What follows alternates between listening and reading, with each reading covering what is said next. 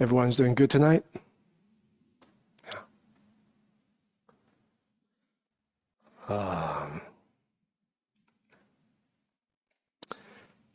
So we continue with a series on the wisdom of the liturgy.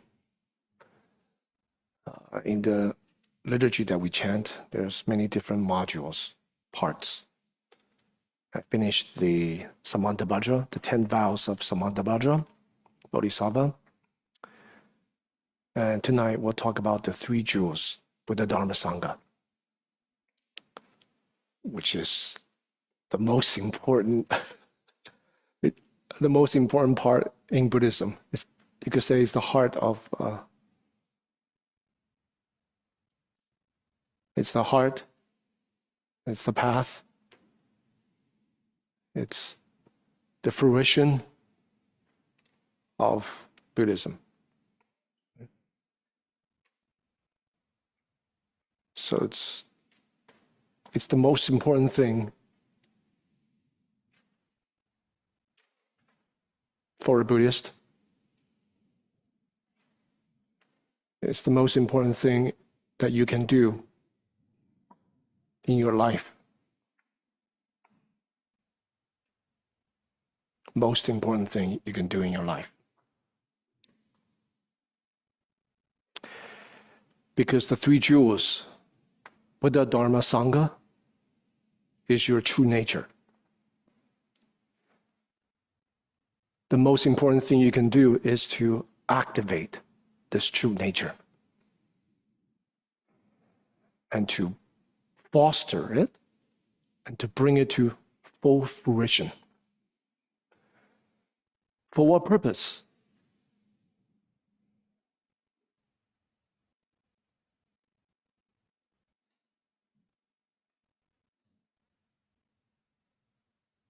Yes.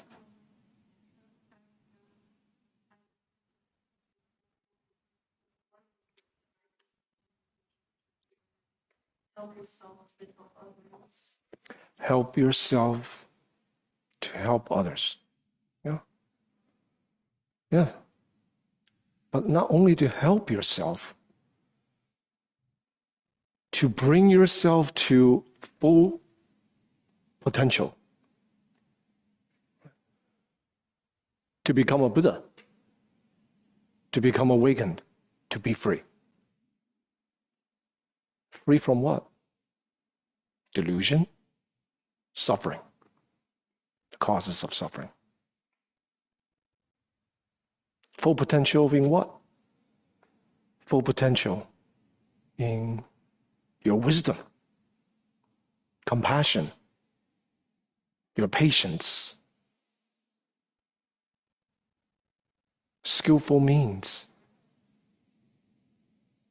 Right? So for practitioners of the Dharma, when they come across the Dharma, they practice, they gain some benefit, then they begin to recognize. Maybe they have an inkling, a glimpse of some freedom. Maybe a moment or two without vexations, without a burden of suffering, anguish, that little taste of freedom. You'll recognize that this is the path. And they take refuge in the 3 jewels. Refuge means to rely on, to return to, and to fully utilize in our lives. That's the meaning of refuge. Taking refuge in the 3 jewels formally makes a person a Buddhist. And what does it mean to be a Buddhist?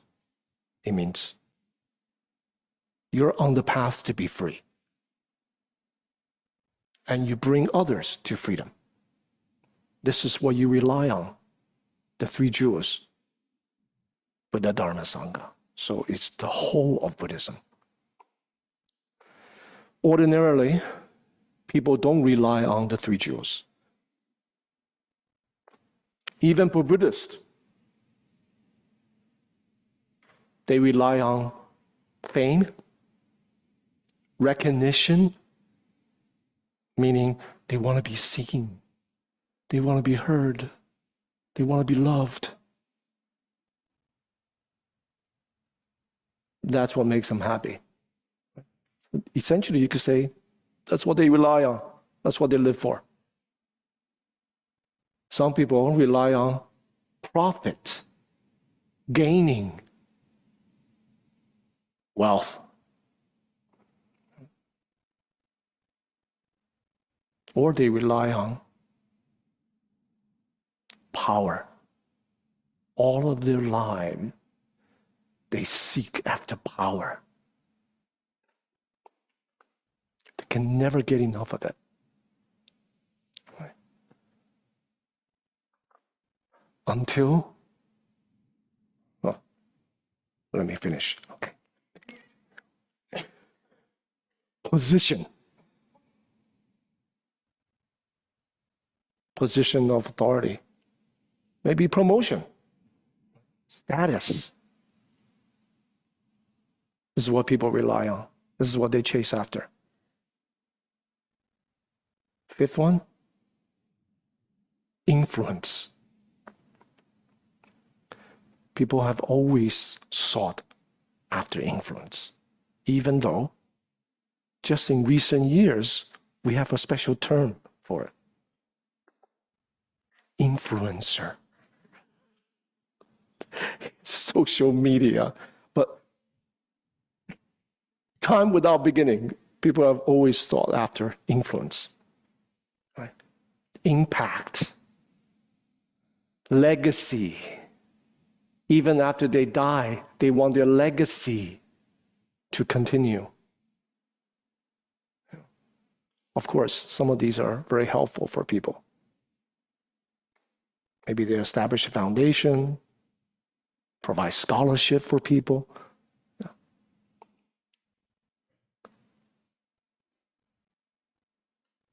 And then the last one, sixth one, if we were to add another one.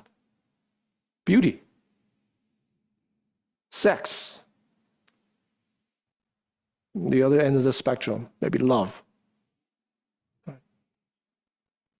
They identify with that. And they work hard to get that. When they don't get it, they become depressed, sad. Their sense of well-being are rooted in these ephemeral, transient things. Can't take refuge in any of them. They don't last. They're unreliable, unpredictable. None of these things.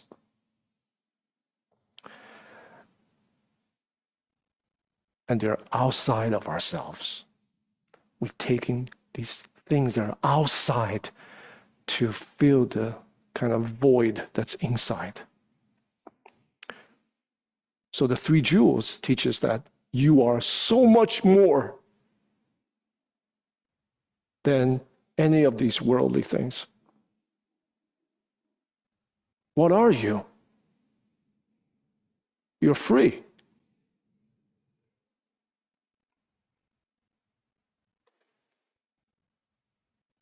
You have full potential as a human, in your capacity to bring forth all the virtues of what is it like to be a human being. And when you reach the perfection of a human being, you become a Buddha. That's what Buddha means. It's not a God. Right? Under those five, some people rely on power, maybe God Almighty.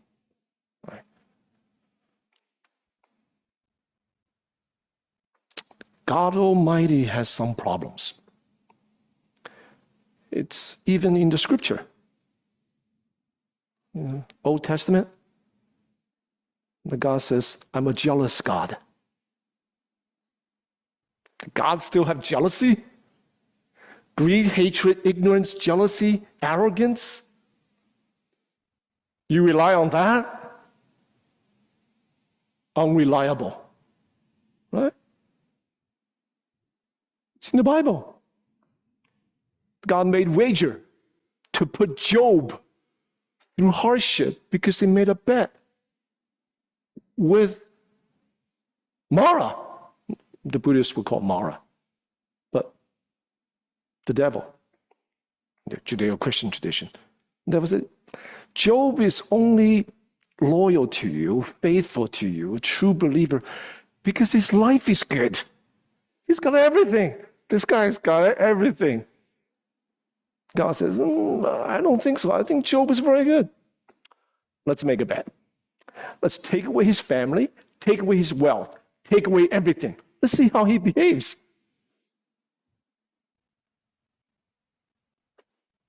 That God, Yahweh, allowed the devil to do that. Let's make a bet. Human well-being.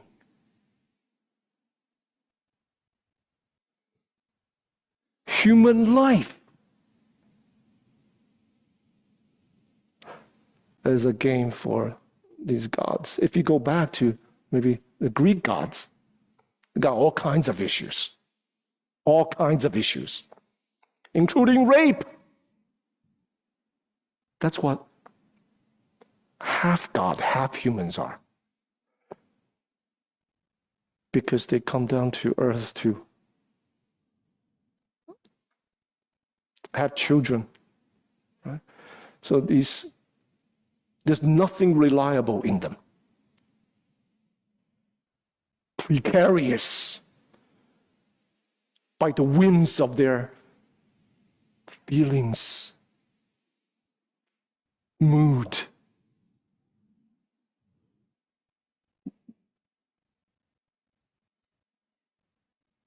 They can destroy life. Anything outside yourself, outside of your true nature,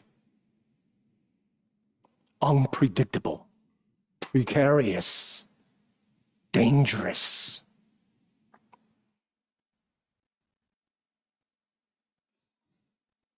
Taking refuge in the three jewels is to recognize the nature of the three jewels. The Buddha means awakening. The Dharma means how things actually are, free from our proliferation of notions and ideas. The truth.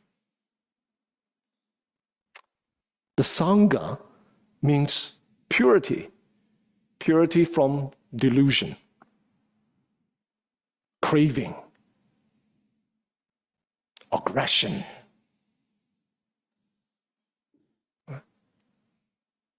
And what is that?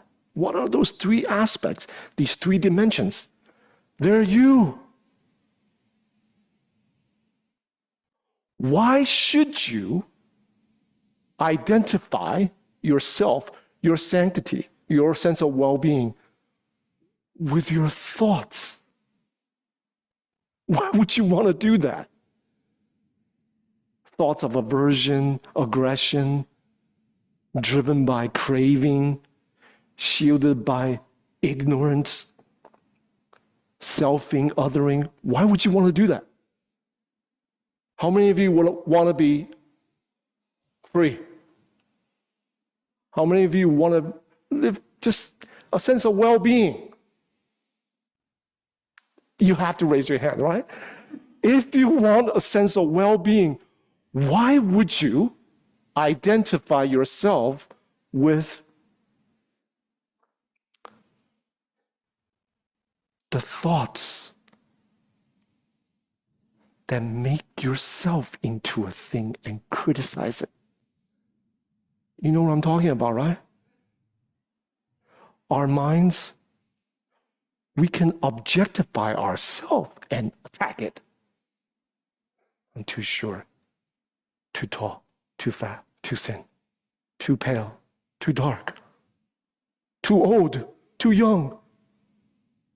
I don't like myself, this, I don't like that. The whole world is in on this game, capitalizing on your sense of low self-worth, right? On your greed, right? They come up with, I've given this analogy before, age correction cream. You're wrong. Those wrinkles, that means you're wrong. What? Because I'm wrong. I'm not good. I'm not beautiful. Therefore, I have to correct myself, fix myself. Why would you want to do that? You're putting money in someone else's pocket. Meanwhile, the people who came up with this brilliant idea named the product age correction cream. All the money in the pocket. What is it? Some chemicals, castor oil, whatever the heck they put in there. I'll put some dye to make it white, Just some stupid stuff. You know what I'm talking about, right? Why would you want to identify yourself with passing feelings?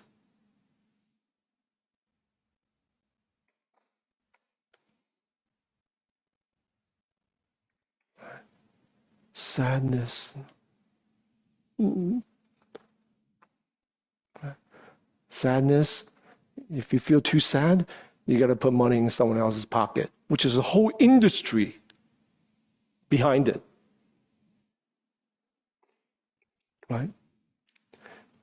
Depression pills, anti-depression. Depression is kind of normal, the way I see it. This life sucks. We're in a cesspool.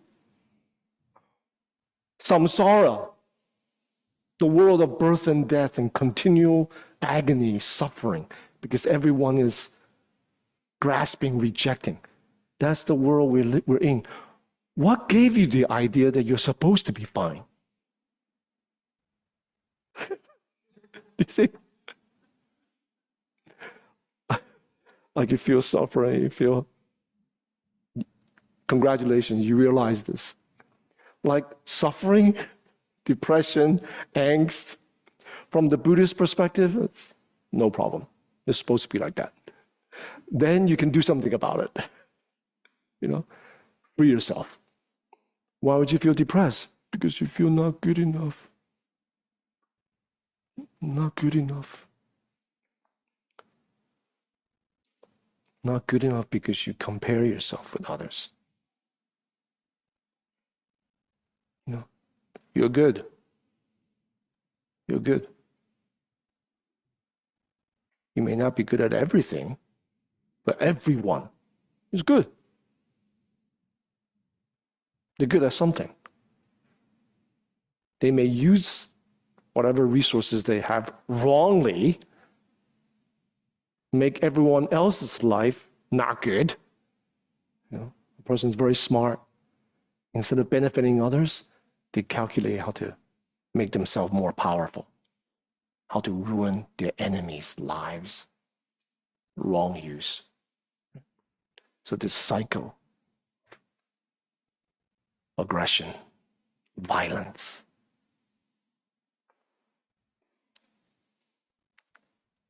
craving. So as a practitioner, we expose these poisons of the mind, apparitions, superficial features, characteristics of the mind. Recognize the history of how we've gotten ourselves this way. Accept them. Take up responsibility. We made ourselves this way.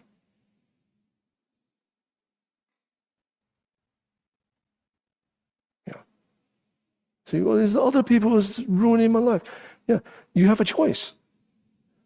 Other people become jerks. You can cultivate patience. Without jerks, there's no patience.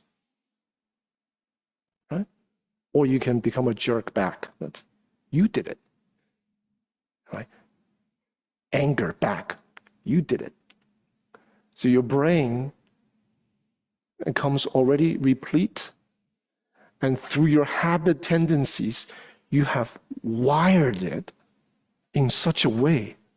What is the neuroscience term? Fire together, wire together. The more you fire, the more synaptic firing, the stronger that pathway. So if you tend to think negatively, then the negativity thinking pattern becomes stronger and fortified. You know that, right? You did it. Right? Neuroplasticity. That means you can also, through neuroplasticity, bring forth freedom, virtue. So there's nothing in this world that we can take refuge. Nothing.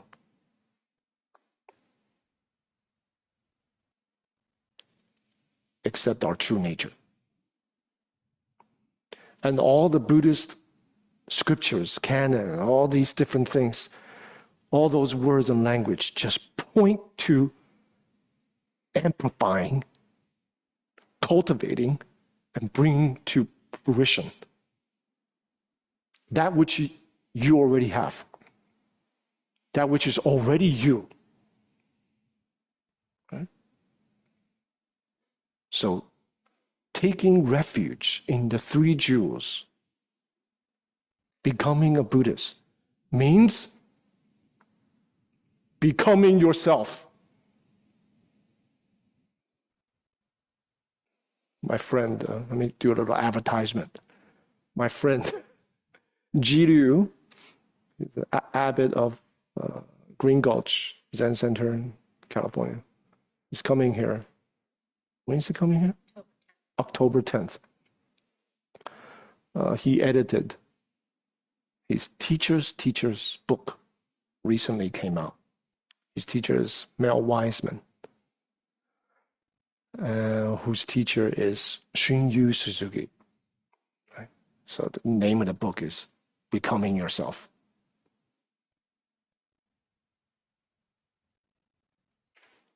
Right? That's Shunryu Suzuki's way of saying, it's like becoming yourself. Oh my gosh. Didn't Buddhism teach no self? Why is he saying a self? Don't get stuck in words. That's just his way of saying, you're already free. Your true self is not fame, profit, power, authority, position, influence, and the way you look. The way you look. You're going to get a wrinkle if you get old. You're going to become decrepit. All kinds of stuff. Skin's going to sag.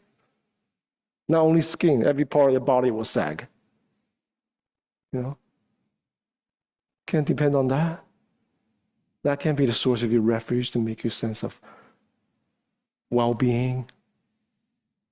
None of that is you. Who are you? That's what Buddha Dharma points to. Okay. What is it that is free from these?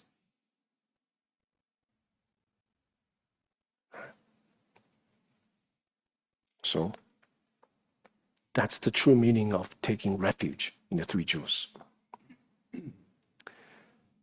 Now, there are a lot of people who say, I'm just going to practice Buddhism. I don't want to go through the ceremony of becoming a Buddhist, formally taking refuge. That's like a person, studying algebra, geometry. I'm just going to buy the textbook. I'm just going to study by myself, but I'm not going to go through the school. So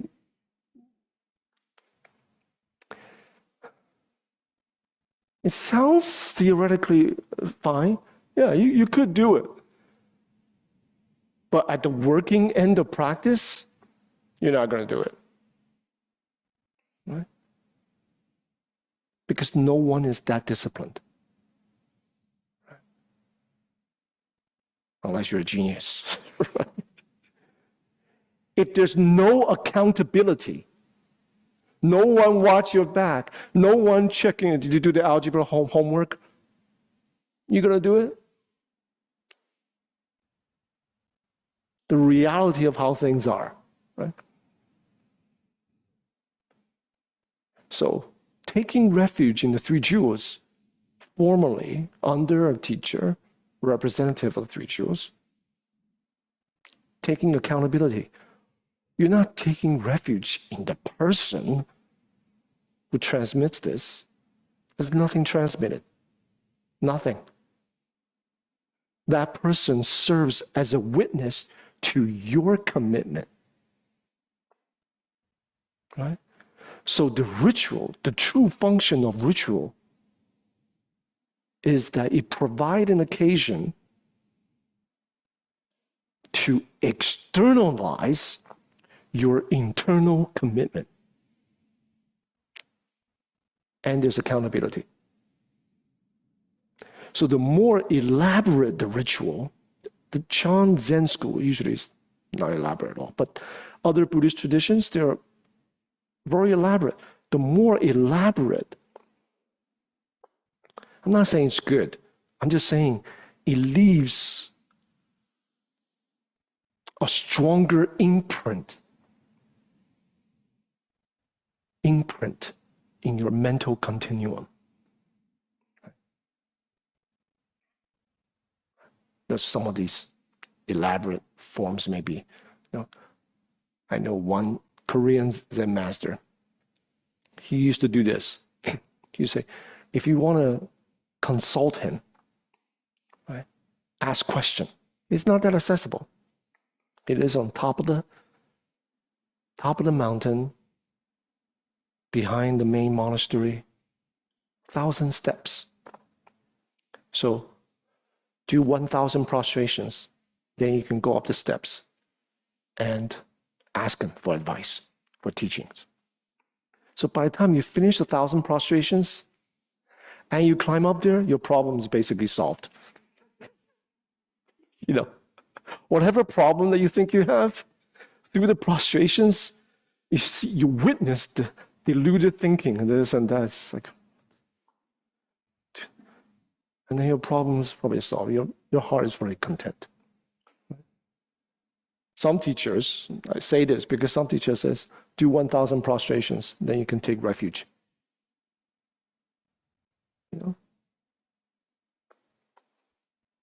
And before you take refuge, you gotta make offerings.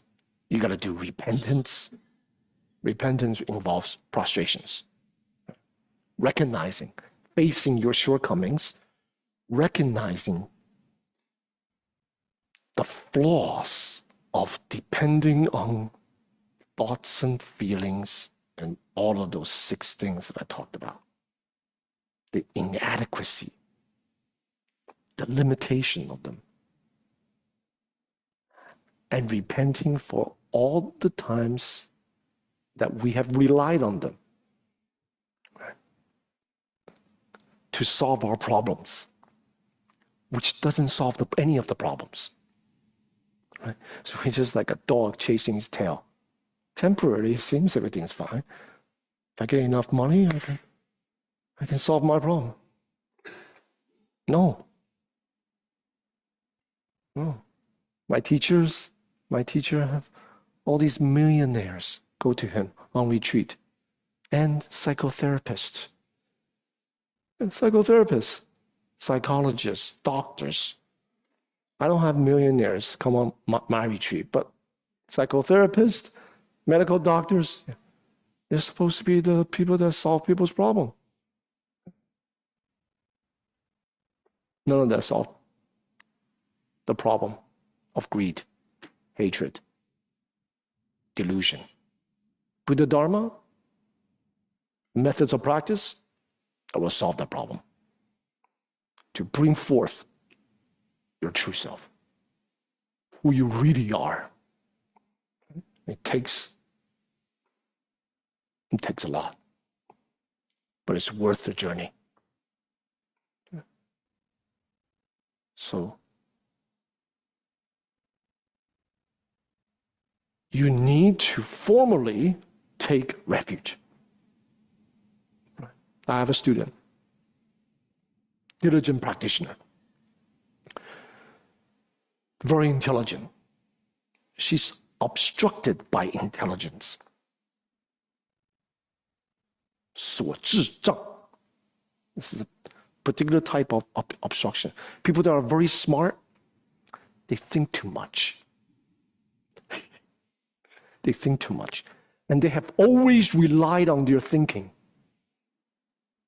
So she refused to take refuge. Well, it's just a form. I'm not attached to form, she says. Oh, you're not attached to form. You're attached to other stuff. That's form. How come you don't attach? Right? So finally, she did a few retreats. Finally, after one retreat, she says, I take refuge. I gave her the refuge. It's very helpful. Very helpful, because when she went back home, you know how when we go back home, all the people in the past in our lives, like mother, father, uncle, aunt, they still see you. It's like time has stopped. They still treat you in a particular way. You have practiced Dharma, you have deep insights. When you go back, you're kind of locked spatially in that dynamic. Do you know what I'm talking about? Yeah. All the old patterns come out. And then she said to me, suddenly when I found myself in that circumstance, I remembered I'm a practitioner now. I'm a Buddhist. She was able to not adopt, assume, or sucked into the old vortex. She's not reactive anymore. Accountability. If you have no accountability, I'll remember to practice, to bring compassion. Yeah, good luck. Same thing with precepts. When we uphold precepts, and precepts are at the forefront of our mental continuum. When we're in trouble, precept essence manifest. Not supposed to deceive others. Right? Not supposed to tell a lie. I'm not supposed to harm. I'm not supposed to engage in sexual misconduct. I'm not supposed to, all kinds of stuff. Depends on how many precepts you uphold. It will manifest. That's why in the scriptures, the Dharma, Buddhist scripture, it says, those with precepts to break are bodhisattvas. Those without precepts, they're not even practitioners. Essentially, it's saying precepts, they're kind of bound to be broken. But having precepts to break, having a guideline, having a principle is better than not having any. And then when we break them, we can repent, bring ourselves back on track. Does that make sense? If you have no principle, you just follow your thoughts and feelings at the moment, you're gone. You're a goner. Goner. Definitely. you'll break precepts. Definitely you'll transgress. Definitely you're subsumed to the three poisons who's been running our lives most of the time. That's where we take refuge in, our thoughts and feelings, that which we're most familiar. That's the monologue inside. We listen to them. They're not you. Put it down. Don't listen to them. You're in charge. If it's useful, you can consult, listen. If it's not useful, generates more delusion, greed, harm to others, don't listen. Your ability not to listen comes from your practice, cultivation of your mind. What am I talking about? Samadhi, concentration. Right? Samadhi is able to transform. The precept, the guidelines, exposes our vexations. Samadhi transforms. Samadhi is like, it's within you too. You have the potential, but most people it's not cultivated. It's like the sun shining wonderfully, right? But it's pretty much useless unless you put a magnifying glass under the sun. Then you see its power. Unless you fortify the sun ray, then you see its power, right? It can generate so much energy. That's samadhi. How do we cultivate samadhi? Wisdom. Method. Right? Then you will have the presence and power of your mind to not be subjected to the thoughts and feelings which have dictated your life, all of your life. Otherwise, we can't help it. How many of you know what I'm talking about? Like, you know what to do, but you can't help it, you still do it. Right? Why? No samadhi power. You can't do it. Right? Samadhi. Guided by wisdom. That's the practice. Precept, meditation power, and wisdom, which is all inside you through cultivation. You will realize who you truly are. Your full potential. Right?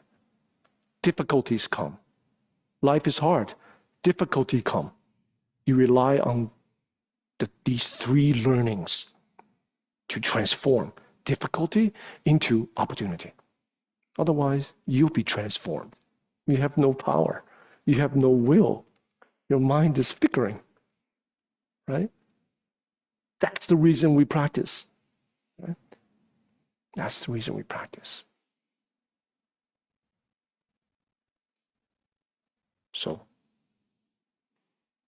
accountability. Gotta take refuge. How many of you have not taken? We have about 50 people, 40, 50 people. How many of you have never taken refuge in the three refuges? The three jewels. Oh, you gotta do it. Gotta do it. Now, let's talk about the three jewels. We'll see how far we get. We may extend to another talk, which is 2 weeks later, right?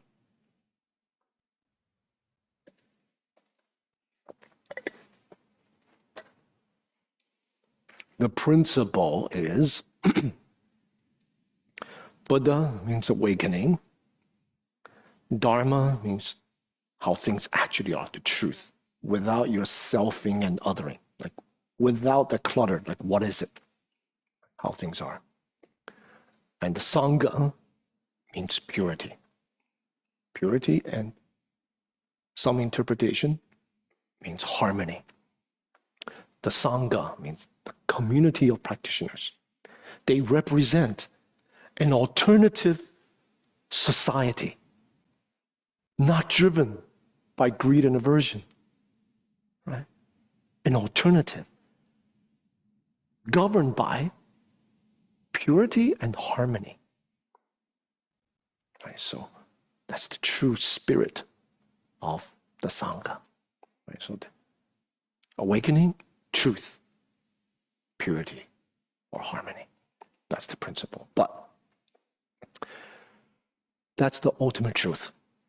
Ultimate truth are not separate from conventional truth. You can't say, I'm just going to take refuge in the three jewels within my mind. You got to go through the process, right? The ritual and act externalizes our internal commitment.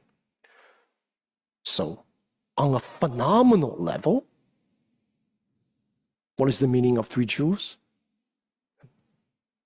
A step deeper, on a noumenon, or principle level. What is the meaning of three jewels? There are two types of phenomenal three jewels. You gotta remember. One is manifested three jewels. Second is abiding three jewels. This I'm drawing from the Tiantai and Huayan traditions, which set the foundation for the whole East Asian Buddhism.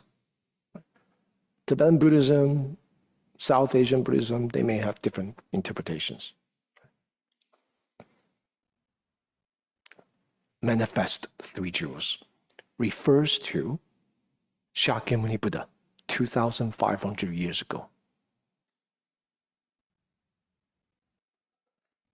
The Buddha walked on this earth, and the teachings that he set forth, and the community of arhats, liberated beings, and ordinary monks and nuns,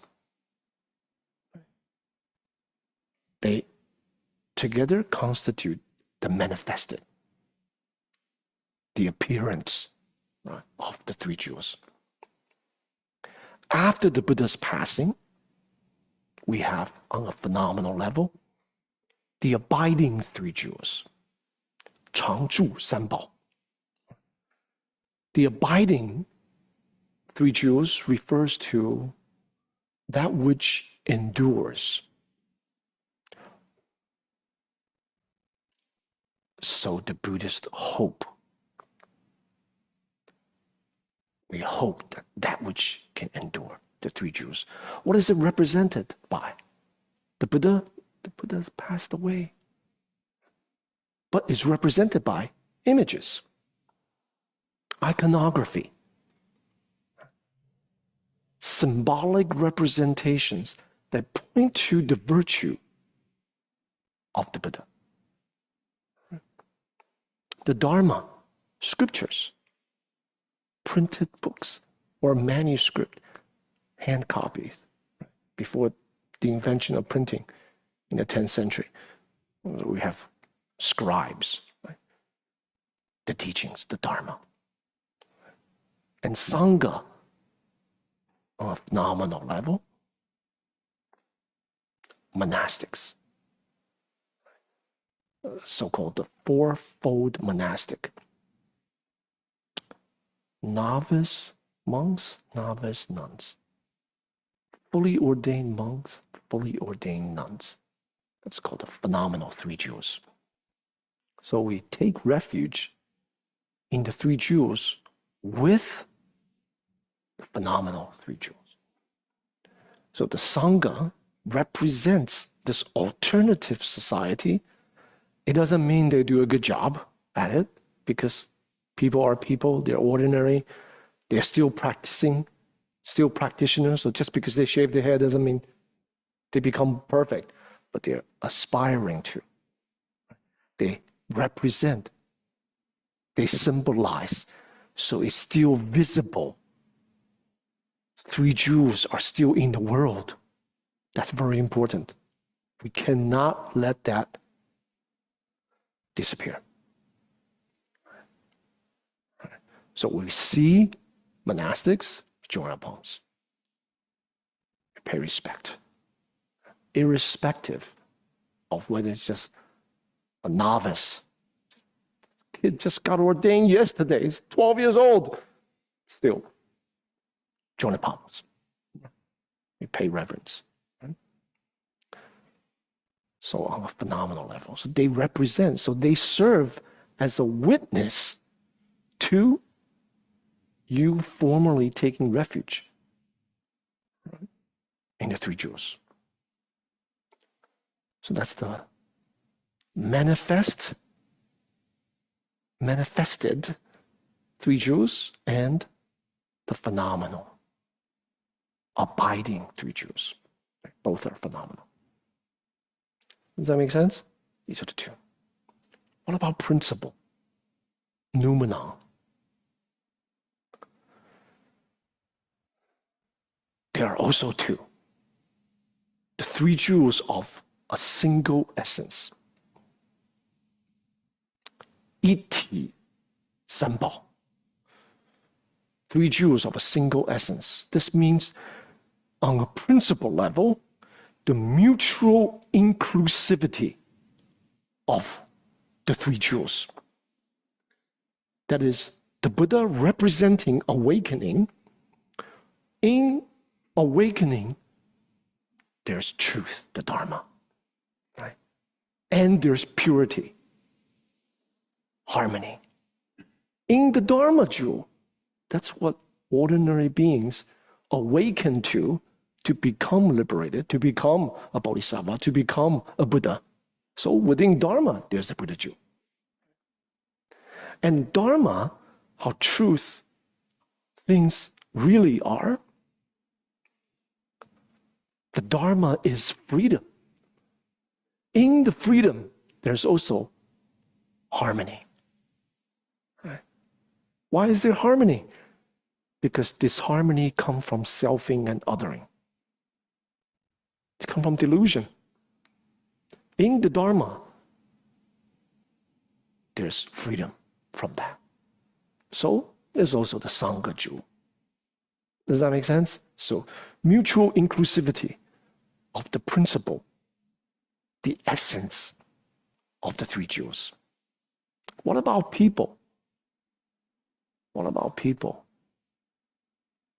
The second type of the noumenon three jewels is the three jewels of the principle. That is, we take, for the Buddha, we take refuge in the Buddha's wisdom. And the five wisdom, there are four specific ones. And there are five aspects, aggregates of a Buddha that we take refuge in. The five are precepts, meditation, wisdom, liberation, freedom, and the knowledge that comes from liberation. This is universally accepted in South Asian Buddhism too, this part. So we call that the five bodies of the Buddha. Right?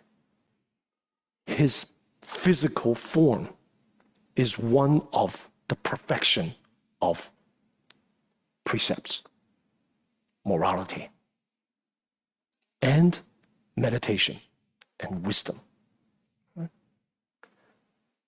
And the last two, perfection in his liberation of oneself and also able to liberate other people.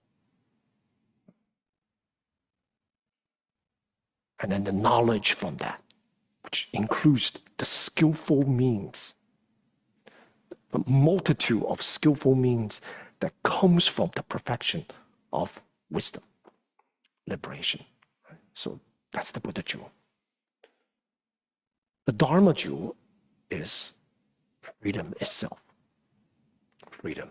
You call it nirvana, tathagata garbha, shunyata, emptiness. You call it Buddha nature. They all refer to the same thing. That Dharma jewel. This is what is the true form of formlessness within you that you should take refuge in. If you want to identify yourself with something, identify yourself with the three jewels, not with fame and fortune, looks and wealth and power. These things are ephemeral.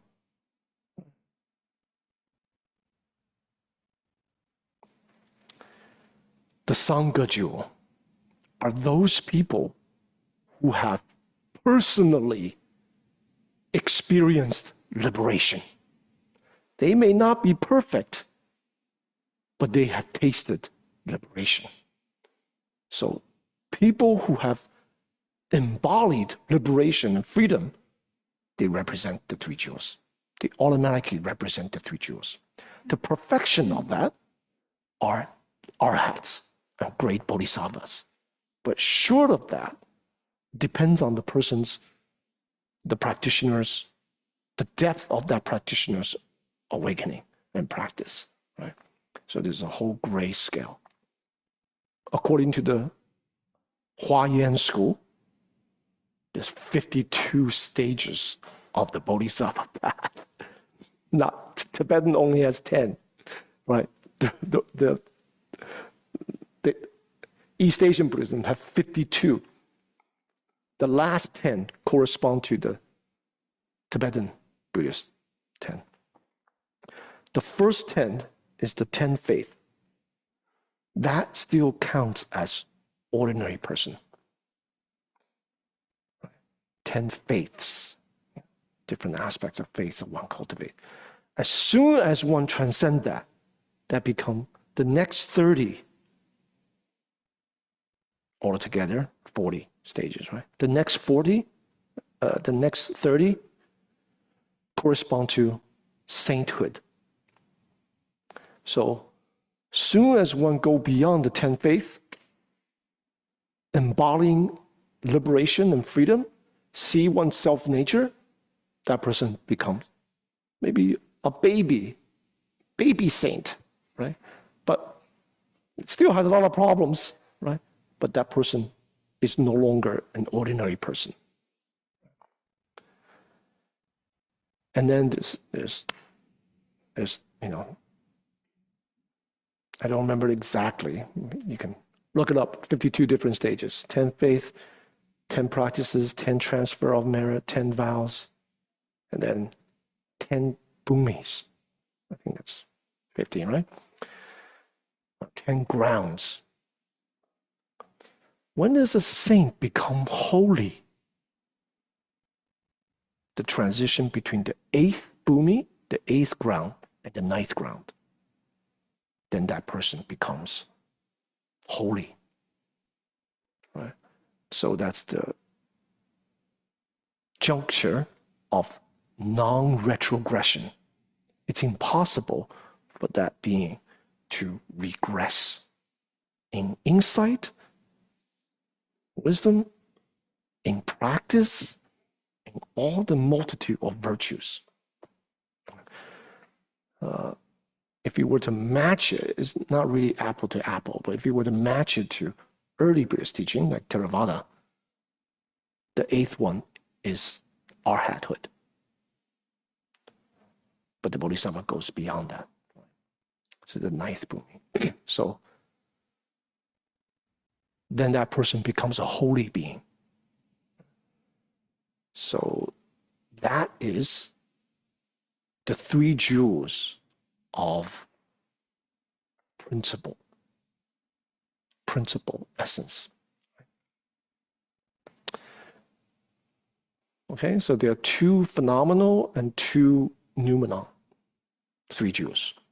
The two phenomena is manifested, right, 2,500 years ago, and the abiding. The two noumenon, three jewels, are three jewels of a single essence, mutually inclusive of each other in principle, and then the three jewels of the principal virtue, centered on awakening. So, still got 10 minutes left. I'm surprised. So tonight I've spoke about the importance of the three jewels, the necessity for practitioners to have an accountability to formally become a Buddhist Dharma practitioner, right? And then so that we recognize the reason why they're called three jewels, three gems, three treasures, why they are treasures, why they are jewels, because there's nothing like it in this world of suffering, samsara. Nothing is reliable, only the three jewels, which is within you. But to bring it out, to cultivate, to manifest that, we have to engage in practice. Your liberation, your freedom. I forgot to talk about the four wisdoms, right? Your four wisdoms. The first one is the wisdom of perfect mirror.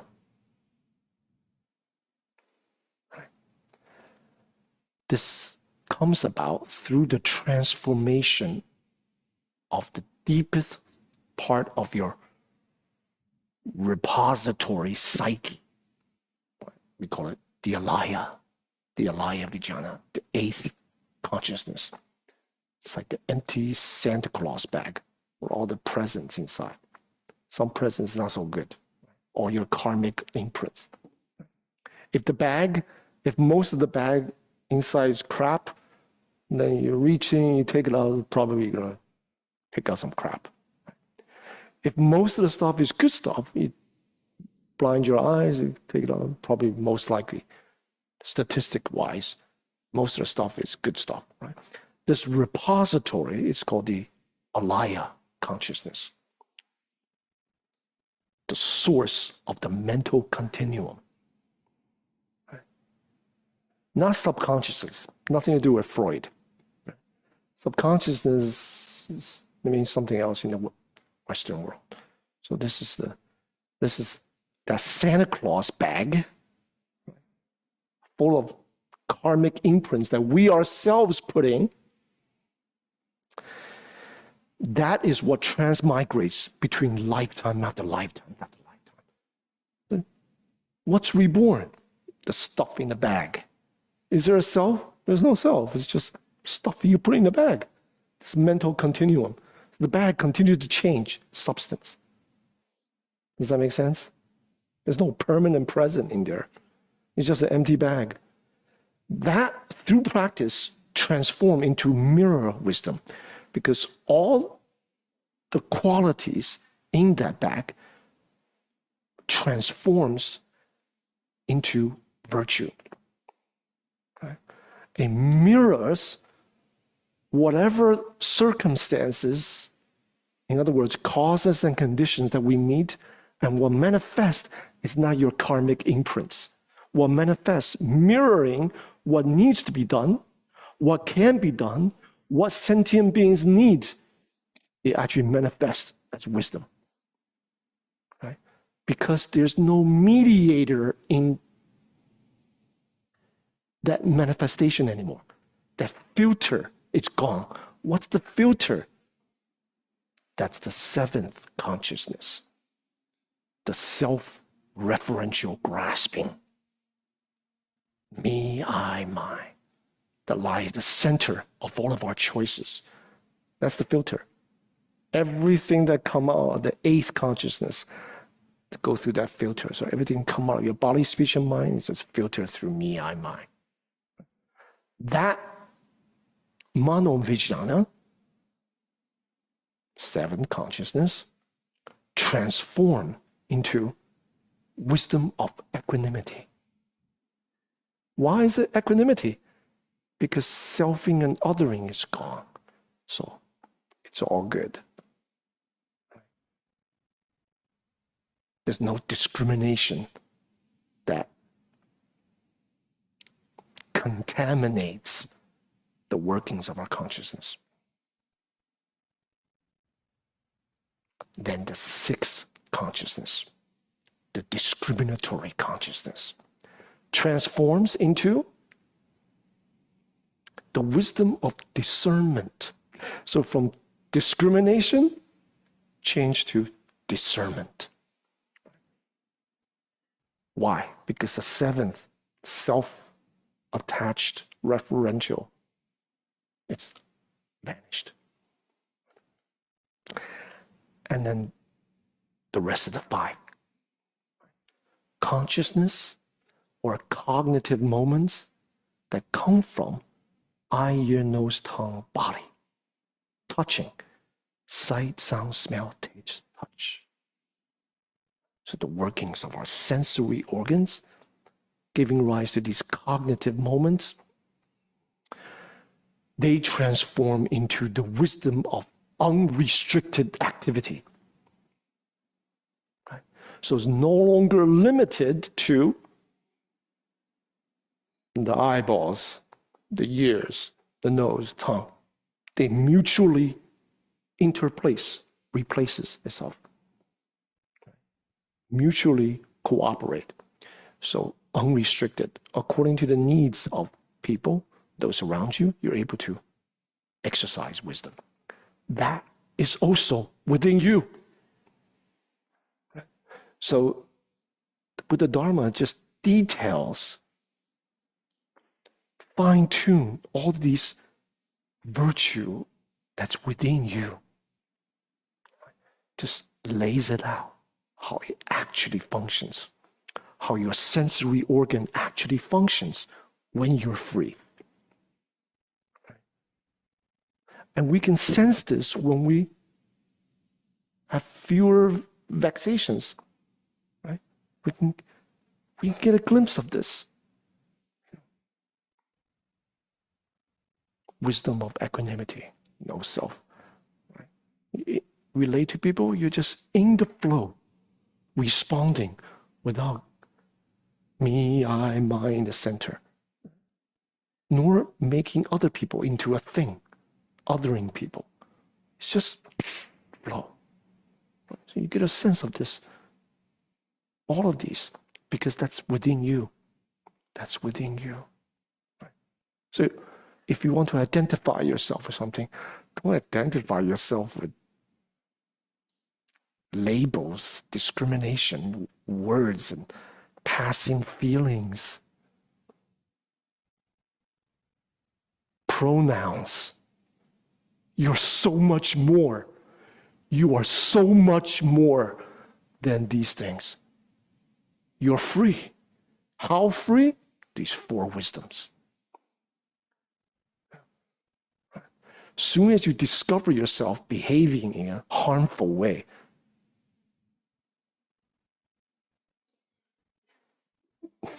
say, I'm going to let that define me. I'm going to identify with that. That's harmful for myself, for my own sanity, and other people. Someone calls you a name. Someone gives you trouble. Thank you. That's you. Someone call your name, give you trouble. They try to shove a gift to you. What happens when you don't accept the gift? Someone give it to you. It belongs to them. Thank you. I'm good. Right? The problem is we identify with all these things, thoughts and feelings. Someone say something to you, talk behind your back, you discover it, or say it to your face, right? Vexations come out. You relax, ground. Yeah, you do you. The person is just talking. The person's talking, that means in their mind, they're just like that. You know what I'm saying? I'll tell you a joke. When I first came to America, I didn't know the middle finger, what that means. That was not in my consciousness. I have no idea what that means. My aunt's driving and just landed. She picked us up from the airport, fresh off the plane. Right? She was a terrible driver, cutting people off, didn't see the rearview mirror. So people are flipping her off to the point that I'll tap my aunt. I think something's on the roof of your car. She's like, no, nothing on the roof. People are like, ah, they're angry. I think something's, we have to get something on the roof. Nothing on the roof. Why? It didn't register. Right? If someone scolds you, give you a problem, talk bad right in front of your face, don't register. Oh, that person's angry. Do you understand?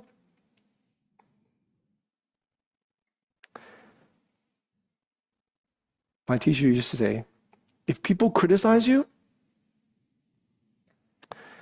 you use that. If you have that problem, thank you for pointing that out. If you don't have that problem, totally misconstrue the situation, wrongly accuse, then what do? My teacher used to say, thank you also, in case I have that problem.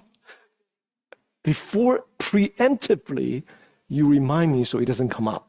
Thank you. Practitioner. That's a practitioner. Things come this way, change into practice. Yeah? So,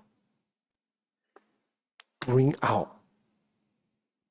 The person's reminding you not to bring out your vexations.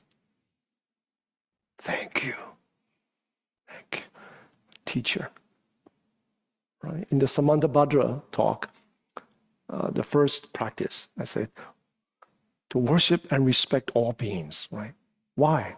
Because they're future Buddhas. They present problems to us, they remind you what not to do. We're thankful to them. Okay, so I talked about, now it's complete. I talked about wisdom too, 4 types of wisdom, right? 5 virtue of the principle. Any questions?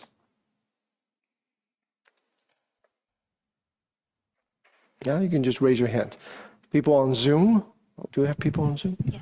People on Zoom, you can just unmute. Just ask. Are they able to unmute?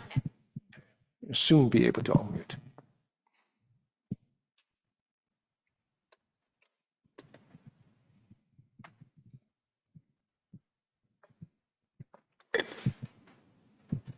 No questions? Yes, Neil. Thank you. Yeah. I have heard. Okay, the mic is coming your way. Thank you. I heard once a teacher declare, "I am not a Buddhist," and I heard that as guidance to not become attached to anything that might be an exclusive form. But how might that be reconciled with your notion today that we should declare formally to be a practitioner in order to grow? Yeah, no problem.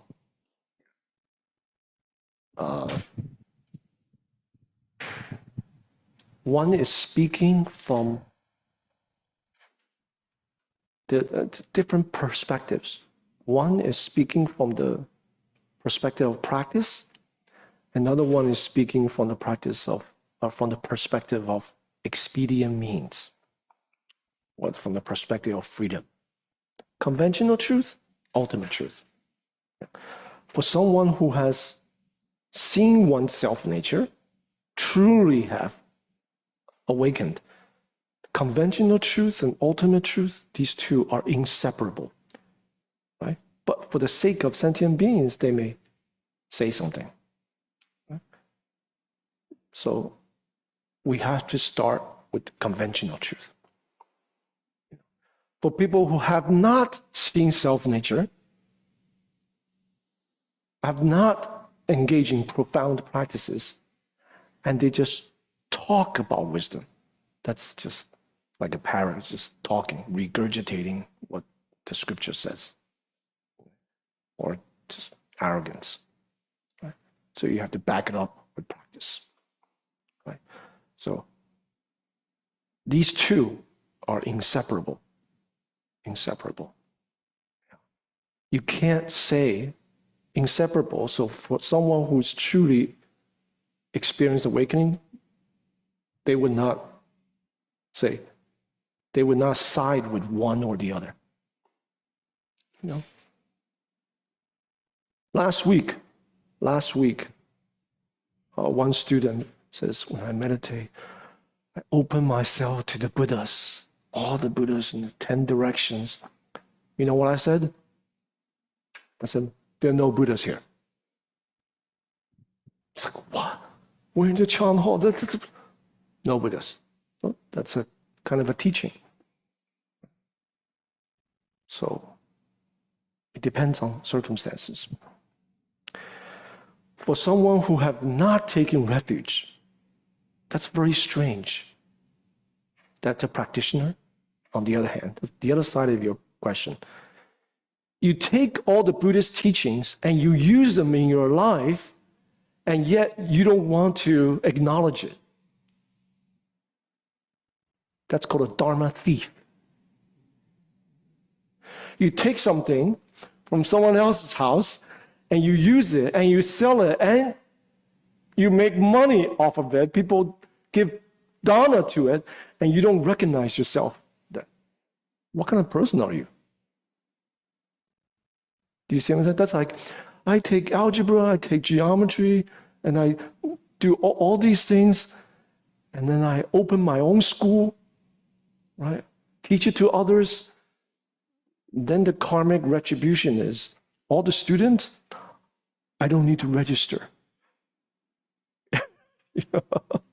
You didn't register, why should we register? Give me it's just very odd. It's very odd. When we take something, when we use it, and we receive benefit from it, we must have the humility to recognize the sanctity of the three jewels. If you drink something, you have to know the source of the water. Right? You have to know the source. You got to be grateful to the source on a conventional truth level. Right? If you're not grateful, why? Because probably selfing. What else is there? With one exception, expedient means. That teacher has practice and insight to back it up, and they give expedient means. If they always stick to that, see, they don't know Buddha Dharma.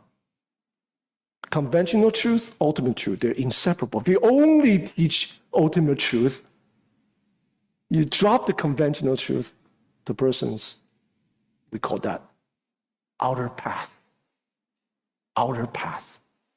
non-Buddhist path. They don't know Buddha Dharma. It's a serious thing. Right? There's a lot of, with the advent of internet, there's a lot of people. They take a little Dharma, a little bit here, a little bit of here. They take this tradition, Buddha Dharma, that tradition, and they put together this unrecognizable beast, monster, You know? That's what happens. Anything that gels with them, reconcile with them, that they feel connected, that's just another way of selfing. You know, you don't take the Buddha Dharma that doesn't fit you. You only take the teachings that fit you, and you composite into this strange phenomena. I don't have no attachments. A lot of attachments. A lot of attachment. In fact, their whole practice is driven by self-referentiality. They have no teachers, right? These people need to be taught, because a teacher presents teachings that doesn't gel with you. Teacher presents teachings that pokes at you, right? That's when you see self-attachments come out. If everything is smooth, no one challenges you, you're just using Buddha Dharma to fortify your own self-referentiality. Do you know what I'm saying? So the teacher sometimes say things, poke at you, see if blood comes out. Like acupuncture, see if blood come out. Come out, you got blood there. You see? So the benefit of studying with a teacher, as my students know, I'm constantly poking. I reveal to them, like a mirror, exactly where you're caught. See? So there's a lot of people on the internet, they don't have teachers, they self-taught. You know, they meditate, they get all these different teachings, including Advaita Vedanta stuff. They just mix it all together. Whatever they come out with, it's like a beast. It's like unrecognizable. The Advaita Vedanta don't recognize them. The Buddhists don't even recognize them. It's like they make up their own version of what Buddha Dharma is. Humility. Humility. Working with the teacher, grinding you through the practice, then all your sharp corners, all the thorns that come out of you will be smoothed out for the sake of sentient beings. See? Does that sound scary? It's like, I don't want to study with someone anymore. Right? That's the quick way to study with a teacher. Okay, you had a question. Hi.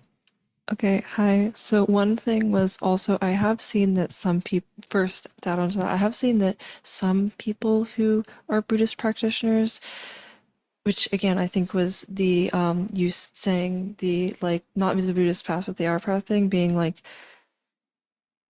they don't exactly want to become attached to the Buddhist label, and so they just don't ever use it. And so I think that's what you were just kind of describing before. So I did want to say that that is something I have seen a fair amount before. Yeah. But what I was going to say in regards to myself was about Refuge of the Three Jewels, and about, I guess, if someone was going to take one, what the preparations would be, like mentally, obviously, but like, and also just like in regards to the commitment and other things, because I guess like, That's a good point. Yeah. I think I know where you're getting at. Yeah. The Buddhist is a non-exclusivistic tradition.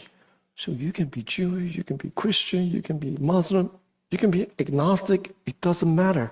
It doesn't. So we're not subscribing like marriage. You know, oh, do I really know this spouse? Well, it's not like that. It's the door's open. So you can be from different tradition, but you take refuge in the Three Jewels.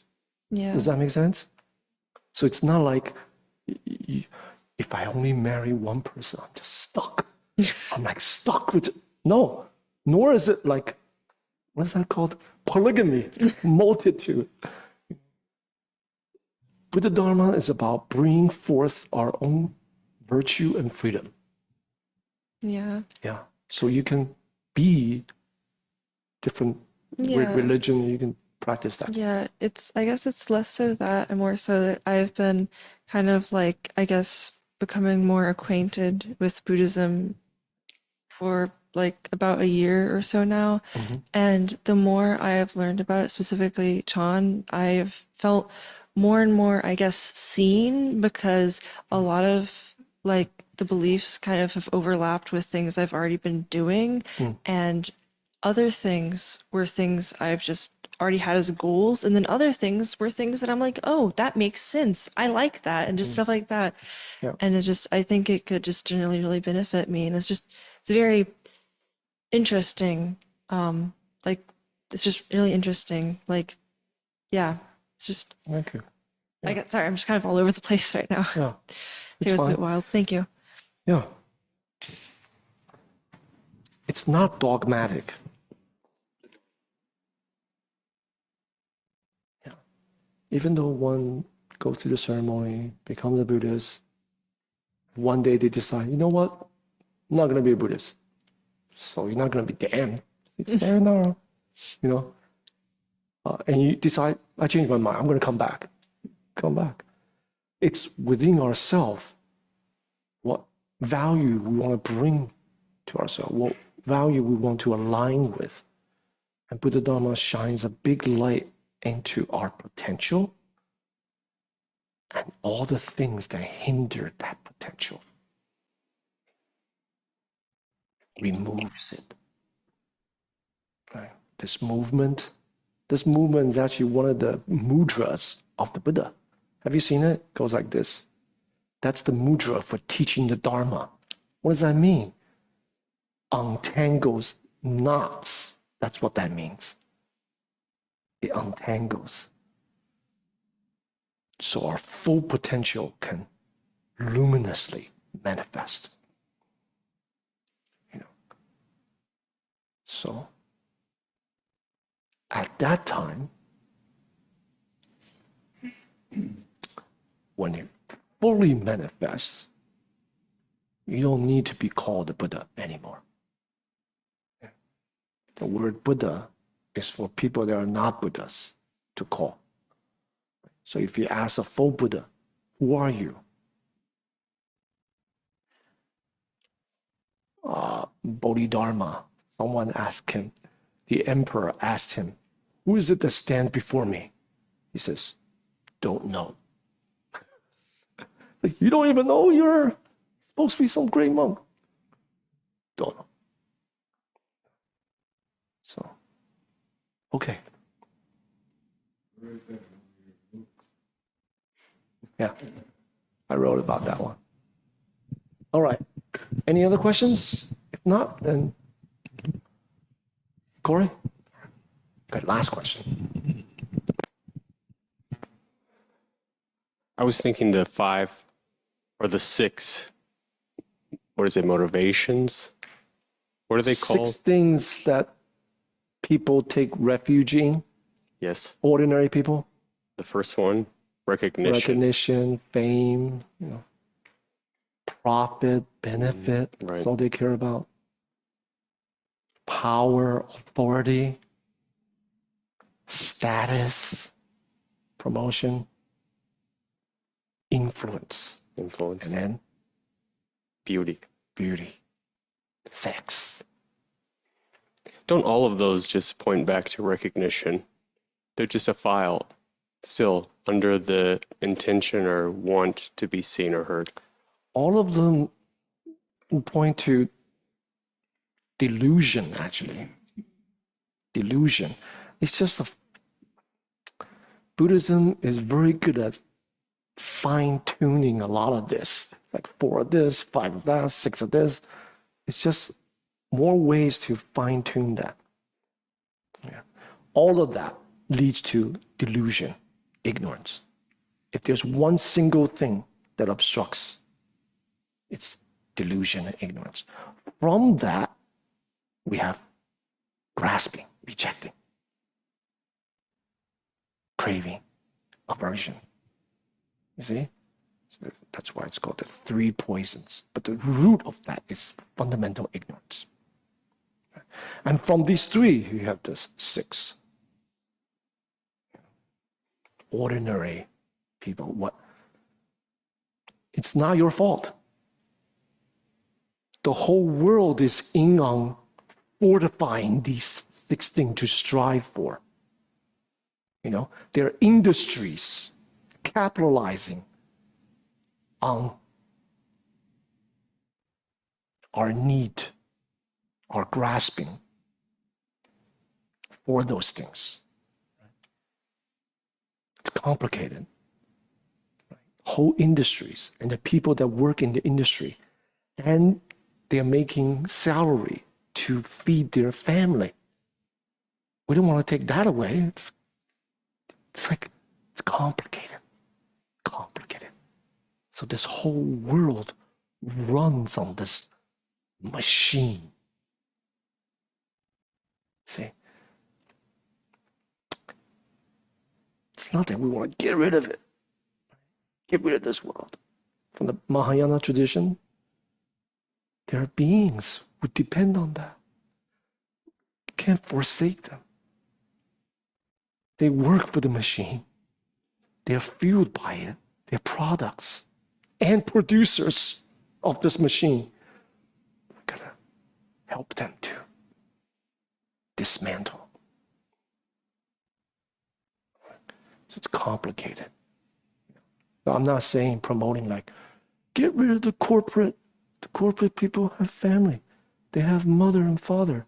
Because they have a good job, they can feed their mother and father. And they have children. You see? Complicated.